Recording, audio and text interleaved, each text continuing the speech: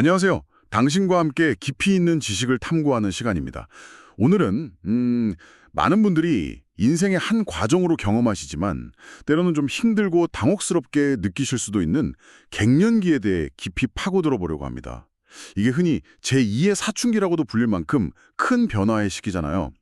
당신이 보내주신 다양한 자료들, 그러니까 의학 전문가 인터뷰부터 약사님, 한의사님 칼럼, 또 건강정보 웹사이트, 정부 자료, 위키피디아까지 정말 폭넓게 보아주셨어요. 이 자료들을 토대로 오늘 전의는 갱년기의 진짜 모습, 그 원인부터 증상, 관리법, 그리고 마음 관리까지 핵심 정보들을 명확하게 정리해서 당신이 딱 이해하실 수 있도록 돕는 게 목표입니다. 오직 제공된 자료에 담긴 내용만을 가지고 당신만을 위한 맞춤 분석 지금 시작하겠습니다. 자, 그럼 먼저 갱년기. 이게 정확히 뭘까요? 정의부터 짚고 넘어가야겠죠. 여러 자료에서 공통적으로 나오는 설명이 기본적으로 여성의 난소 기능이 이제 점차 떨어지면서 월경이 영구적으로 멈추고 그래서 생식 능력이 없어지는 시기 뭐 이렇게 정의되더라고요. 네, 맞습니다. 보통은 45세에서 55세 사이에 자연스럽게 찾아오는데요. 근데 뭐 수술이라든지 아니면 특정 치료 때문에 더 일찍 경험하는 경우도 분명히 있고요. 아, 그렇군요. 네. 그런데 단순히 월경이 멈춘다 이 현상 자체가 중요한 게 아니고요. 사실은 더 중요한 건 왜 이런 변화가 시작되냐는 거죠. 핵심은 역시 난소에서 나오는 여성 호르몬. 그러니까 에스트로겐하고 프로게스테론, 이 양이 줄어들기 때문이에요. 네네. 호르몬 감소군요. 근데 여기서 정말 중요한 포인트가 있어요. 그 강동호 교수님 인터뷰에서도 강조된 부분인데 호르몬 수치가 그냥 뭐 서서히 일정하게 낮아지는 게 아니라는 거예요. 아, 그런가요? 네. 오히려 굉장히 불규칙하고 어떨 때는 막 급격하게 확 떨어졌다가 또 변하고 이렇게 요동을 치는 거죠. 바로 이 예측 불가능한 호르몬의 불안정성, 이게 바로 갱년기에 나타나는 그 다양한 신체적 또 정신적 증상들을 일으키는 아주 주된 배경이 됩니다. 아, 단순히 양이 줄어드는 것 자체가 문제라기보다는 그 변화하는 과정의 어떤 불규칙성, 급격함, 그게 우리 몸과 마음에 큰 영향을 미친다는 거군요. 와, 되게 흥미로운 지점이네요. 네, 그렇죠. 그 강동호 교수님 자료 보니까 남성 얘기도 잠깐 나오던데 남성 호르몬 테스토스테론이 줄면 뭐 자신감이 떨어진다거나 심리적으로 위축된다거나 뭐 그런 비슷한 맥락의 변화가 있을 수 있다고요? 네, 간략하게 언급되었죠. 물론 여성 갱년기하고는 양상이 좀 다르긴 하지만 호르몬 변화가 심리에 영향을 미친다는 점에서는 비슷한 맥락으로 볼 수도 있겠습니다. 그렇군요. 자, 그럼 다시 여성의 경우로 돌아와서요. 이렇게 호르몬이 막 롤러코스터 타듯이 변화하면 우리 몸과 마음에는 구체적으로 어떤 신호들이 나타날까요?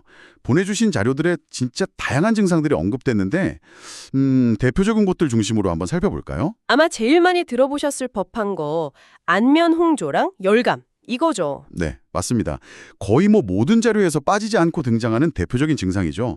갑자기 얼굴이나 목, 가슴 쪽이 확 달아오르면서 피부가 붉어지고 어떨 땐 식은땀이 막 나기도 하고요. 네. 짧게는 몇십 초, 길게는 한 10분 가까이 지속되기도 하는데 이게 폐경 여성의 상당수가 경험하고 또 몇 년씩 가기도 한다니까 일상생활에 불편함이 꽤 클 수밖에 없죠. 그렇죠. 이런 열감이 밤에도 찾아와요. 그래서 자는 도중에 땀에 그냥 흠뻑 젖어서 깨는 야간 발한으로 이어지기도 하고요.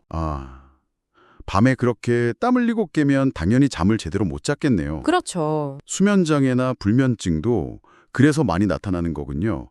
잠들기 어렵거나 자다가 자꾸 깨고 거의 모든 건강정보 자료에서 이 문제를 되게 중요하게 다루더라고요. 네, 맞아요. 그리고 이런 수면 부족은 또 낮 동안의 피로감이나 집중력 저하, 또 감정 기복으로 이어질 수 있는 악순환이 되기도 하고요. 또 다른 신체 변화로는 그 질 건조감이나 위축 현상이 나타날 수 있는데 이게 좀 불편하거나 성교통의 원인이 되기도 합니다. 네. 그리고 정말 간과해서는 안 될 아주 중요한 변화가 바로 뼈 건강 문제예요. 아, 골다공증이요? 네, 에스트로겐 감소가 골 밀도 저하를 직접적으로 유발하거든요. 그래서 골다공증 위험을 높이고 작은 충격에도 뼈가 좀 쉽게 부러질 수 있는 상태가 될 수 있어요.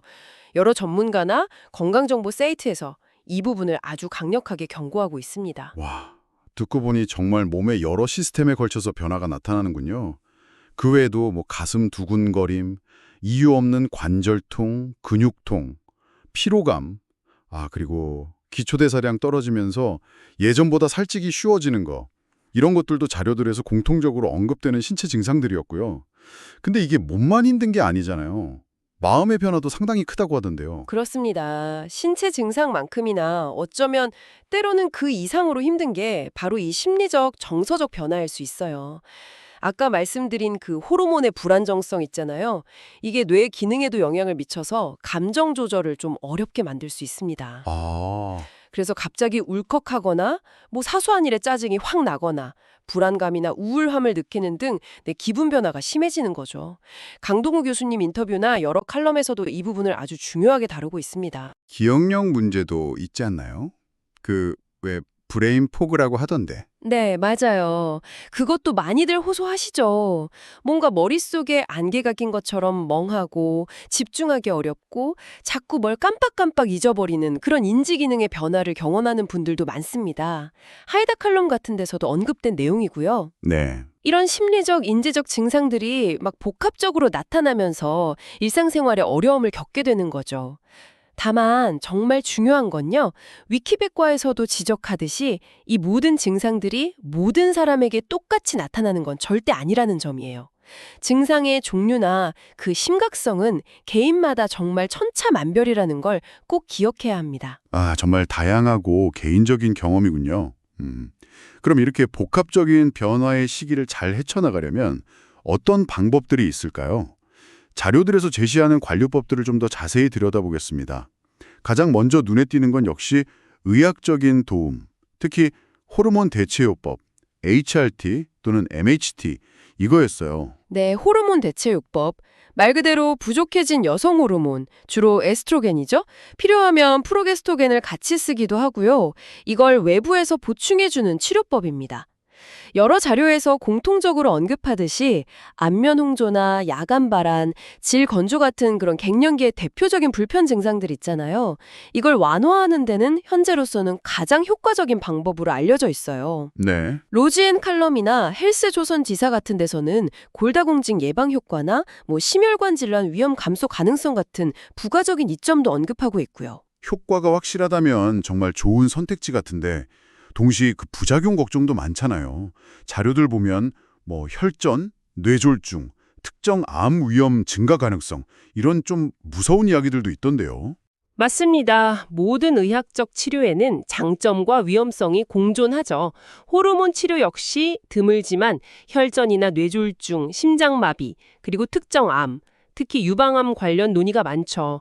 이런 위험이나 담석질환 위험을 약간 높일 수 있다는 보고들이 있습니다. 아, 그렇군요. 물론 질출혈이나 메스꺼움, 유방통증 같은 비교적 흔하지만 덜 심각한 부작용도 있을 수 있고요. 그 로젠 칼럼에서는 WHO 연구 결과를 인용하면서 특정 조건 하에서는 유방암 위험 증가가 크지 않다는 시각도 제시하고는 있어요. 하지만 이건 다양한 연구 결과 중 하나로 좀 신중하게 해석할 필요는 있습니다. 그렇다면 호르몬 치료는 이걸 해야 하나 말아야 하나 어떻게 결정해야 할까요? 가장 중요한 건 역시 개인 맞춤입니다. 임신 중이거나 특정 암 병력, 혈전 관련 질환, 간 질환 등이 있다면 치료가 불가능할 수도 있거든요. 따라서 반드시 의사와 충분히 상담해서 본인의 건강 상태, 증상의 심각성, 잠재적 위험 요인 이런 것들을 종합적으로 고려해야 돼요. 그래서 치료로 얻는 이득과 위험을 아주 신중하게 따져봐야 하는 거죠. 네. 모든 자료에서 그 점을 강조하더라고요. 의사 상담이 필수라고. 네, 그리고 치료를 하기로 결정했다면 가능한 가장 낮은 효과적인 용량으로 필요한 최소 기간 동안만 사용하는 것이 일반적인 원칙입니다. 치료 방법도 다양해요. 먹는 약도 있고 붙이는 패치, 바르는 젤, 개인의 선호나 상태에 맞게 선택할 수 있고요. 호르몬 치료 외에 다른 의학적 방법은 없나요? 예를 들어서 안면 홍조가 너무 심한데 호르몬 치료는 좀 꺼려진다거나 그런 경우요? 네, 그런 경우를 위해서 비호르몬성 약물 치료도 고려해 볼 수 있습니다. 위키백과 요약 같은 데서 언급된 것처럼 가바펜틴이라고 원래 신경통 같은 데 쓰이는 약물이거든요. 아, 네. 또는 SSRI 계열 항우울제, 이것도 원래 우울증 치료제인데 일부 갱년기 증상 완화에도 효과가 있는 걸로 알려져 있어요. 이런 약물들이 안면 홍조 완화 목적으로 사용되기도 합니다. 불면증이 너무 심하다면 역시 의사 상담하에 단기간 수면 보조제를 사용하는 것도 방법이 될 수 있고요. 물론 이 모든 건 반드시 의사의 진단과 처방이 필요합니다. 그렇군요. 의학적 치료 외에 우리가 일상에서 좀 시도해 볼 수 있는 방법들도 자료들에 많이 소개되어 있었어요. 특히 영양제나 한방 치료에 대한 관심도 높으신 것 같아요, 당신께서도. 네, 그렇죠. 김지영 약사님 칼럼 같은 자료를 보면 특정 영양 성분들이 갱년기 증상 관리에 도움을 줄 수 있다고 제안하는데요. 예를 들어 콩에 많은 이소플라본, 이게 에스트로겐과 유사한 효과를 내서 안면 홍조나 뼈 건강에 긍정적일 수 있다고 하고요. 아, 이소플라본 많이 들어봤어요. 네. 그리고 칼슘과 비타민 D는 뼈 건강에 필수적이고요. 또 마그네슘이랑 비타민 B9는 신경 안정이나 에너지 생성에, 오메가3 지방산은 혈액순환, 심혈관 건강에, 감마리놀렌산은 혈액순환이나 콜레스테롤 조절, 열감, 발한 완화에 도움을 줄 수 있다. 이렇게 설명하고 있습니다. 헬스조선 기사에서는 콩류를 포함한 채식 위주 식단이 안면 홍조 완화에 도움이 됐다는 연구 결과도 소개하고 있고요. 오, 식단도 중요하군요. 그럼 한의학적인 접근은 어떤가요? 관점이 좀 다를 것 같은데요. 네, 모민주 한의사님 칼럼에 잘 나와 있는데요. 한의학에서는 갱년기를 어떤 병이라기보다는 자연스러운 노화 과정의 일부로 이해합니다. 그래서 급격한 변화로 깨진 몸의 균형을 다시 회복시키는 데 초점을 맞추는 거죠. 균형 회복이요? 네, 비유하자면 아까 롤러코스터 같다고 하셨잖아요. 그 호르몬 변화 곡선을 좀 더 완만하게 만들어서 몸이 변화에 좀 부드럽게 적응하도록 돕는다. 이런 개념이에요. 침 치료를 통해서 기혈순환을 돕고 자율신경을 조절해서 안면 홍조 같은 걸 개선하거나 아니면 개인의 체질과 증상에 딱 맞춰서 처방된 한약을 통해서 전반적인 몸 상태를 개선하는 방법을 사용한다고 합니다.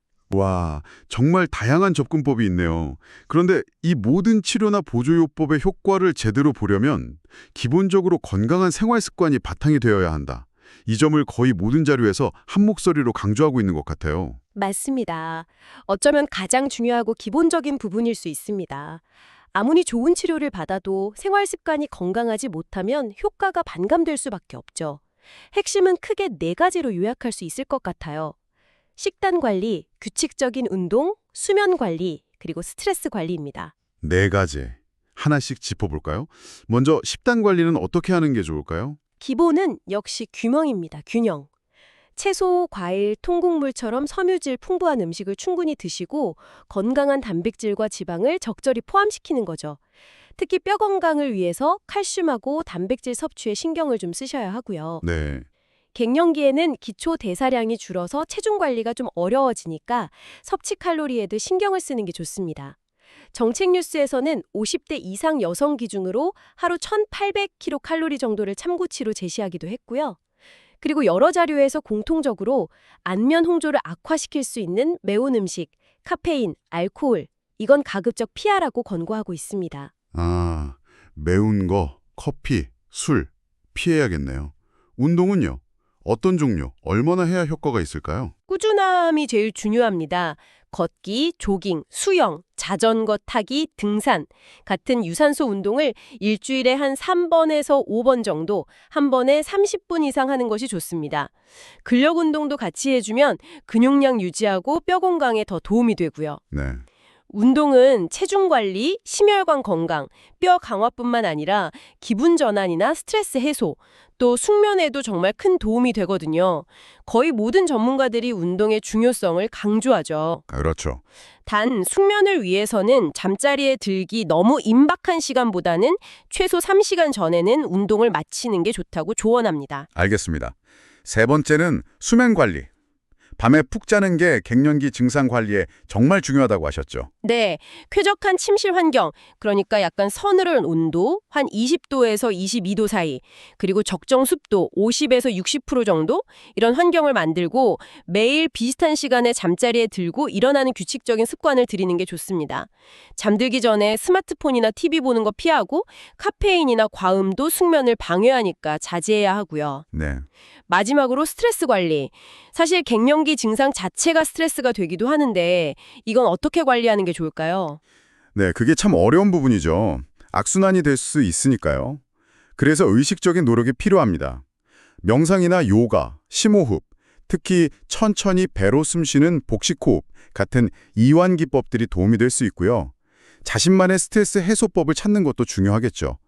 취미 활동을 하거나 친구들과 편하게 대화하는 것도 좋고요. 네. 그리고 여러 자료에서 공통적으로 금연은 그냥 필수라고 강조하고 있습니다. 흡연은 갱년기 증상을 악화시키고 전반적인 건강에 너무 해롭기 때문에 이건 꼭 지켜야 합니다. 생활 습관 개선과 더불어 제가 자료들을 보면서 정말 중요하다고 느낀 부분이 바로 마음가짐하고 주변의 지지였어요. 이 부분에 대해서 좀 더 설명해 주시겠어요?